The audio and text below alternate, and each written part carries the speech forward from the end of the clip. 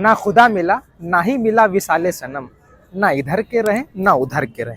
जी हाँ, मैं उन 4 विधायकों के बारे में बात करने वाला हूँ जो एमआईएम के टिकट से चुनाव लड़ते हैं, जीतते हैं, कुछ दिन एमआईएम में रहते हैं, फिर जाकर के आरजेडी यानी तेजस्वी भैया की गोद में जाकर के बैठ जाते हैं।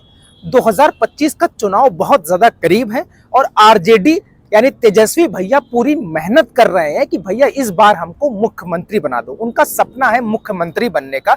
पिछली बार मुख्यमंत्री बनने का सपना टूट गया, फिर नीतीश कुमार ने गठबंधन किया और गठबंधन करने के बाद भी वो मुख्यमंत्री नहीं बल्कि उप मुख्यमंत्री बने। बहुत मेहनत कर रहे हैं। नीतीश कुमार तो कहीं नजर नहीं आ रहे कि वो आरजेडी के साथ चुनाव लड़ेंगे। अगर वो भाजपा के साथ चुनाव नहीं लड़ते हैं तब भी वो अकेले चुनाव लड़ेंगे, लेकिन ये कहीं से भी कयास नहीं लगाया जा रहा है, ना ही राजनीतिक गलियारों में ये हलचल हो रही है कि नीतीश कुमार आरजेडी में आकर के भैया तेजस्वी भैया के साथ चुनाव लड़ेंगे। खैर, मैं उन ऑल इंडिया मजलिसी इत्तेहादुल मुस्लिमीन के 4 विधायकों की बात कर रहा हूं जो लोग एमआईएम के टिकट पर चुनाव लड़ते हैं और फिर उसके बाद जो है एमआईएम छोड़ करके भैया जो है तथाकथित सेकुलरिज्म वाली पार्टियों के गोद में बैठ जाते हैं। वो ये समझते हैं कि भैया हमने जो है वो सेकुलरिज्म जो है वो पचा लिया। तो भैया तेजस्वी बाबू को मुख्यमंत्री बनना है, तो तेजस्वी बाबू बहुत मेहनत कर रहे हैं।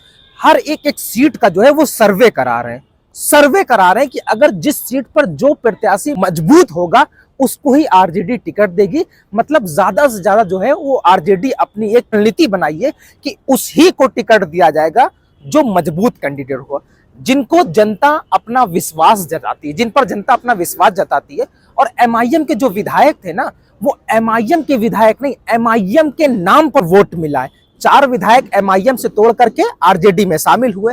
तो भैया एक खबर आ रही है कि मैंने पहले बोला ना कि ना खुदा मिला ना ही विसाले सनम, ना इधर के रहे ना उधर के रहे। मतलब एमआईएम के तो रहे नहीं, आरजेडी में गए, सोचा आरजेडी दोबारा टिकट देगी तो भैया जो है हम फिर से विधायक बन जाएंगे। लेकिन एक जो है वो सर्वे हुआ तेजस्वी भैया का, उस सर्वे के मुताबिक जो कोचाधामन सीट से मौजूदा विधायक जो है इजहार आसफी, जो एमआईएम से चुनाव जीते थे, आरजेडी में शामिल हुए थे, उनका टिकट कट गया।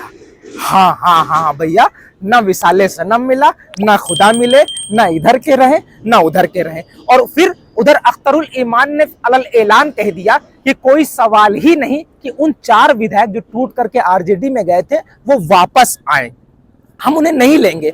जब उनसे पूछा गया कि क्यों नहीं लेंगे तो उन्होंने कहा कि भैया जनता ने एमआईएम पर विश्वास जताया था, जनता ने एमआईएम को वोट दिया था, ना कि आरजेडी को। आरजेडी को वोट देना होता तो वो एमआईएम को वोट दे करके विधायक क्यों 5 विधायक जीत करके आते सीमांचल से। एमआईएम को जनता एमआईएम चाहती है और एमआईएम पर भरोसा है, हम उनके भरोसे को टूटने नहीं देंगे।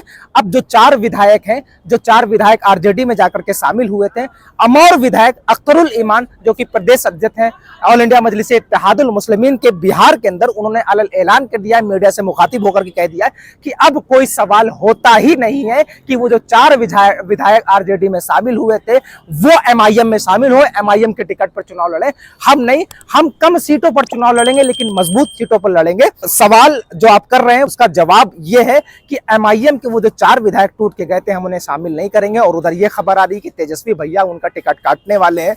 और एक खबर और आ रही है, वो मैं बाद में बताऊंगा, एक और जो टूट के गए थे उनका भी टिकट कटने वाला है। तो चलिए मैं आपको बताता हूँ। तो 5 विधायक सीमांचल से जीत करके आए और खास करके कोचाधामन जो सीट थी उसमें पहले क्या था कि अख्तरुल ईमान आरजेडी में थे, लेकिन 2014 में किसी कारणवश उन्होंने, क्या हुआ क्या नहीं हुआ, उन्होंने आरजेडी से त्यागपत्र दिया और एमआईएम को ज्वाइन किया। 2015 में चुनाव हुए, वहां पर जो है आरजेडी के जो कैंडिडेट थे उनसे 18,000 वोटों से हार गए। हालांकि 2020 में ऑल इंडिया मजलिस इत्तेहादुल मुस्लिमीन ने बड़ा फेरबदल किया। कोचाधामन से जो मौजूदा विधायक जिनका टिकट कटा हुआ है आसफी साहब, इजहार आसफी साहब, उनको वहां पर उतारा। और जो कोचाधामन से जो अख्तरुल ईमान उतर रहे थे पिछली बार, उनको वहां से ना उतार करके अमौर से उतारा और अमौर से भी विधायक बने और कोचाधामन से भी एमआईएम के विधायक बने। तो एमआईएम ने एक बहुत बड़ा फेरबदल किया था। एमआईएम की रणनीति जो है बिहार के अंदर काम कर रही थी। लेकिन इस वक्त की बड़ी खबर यही है कि जो 4 टूटे थे, 4 में से 1 का विकेट गिर गया है आरजेडी की तरफ से।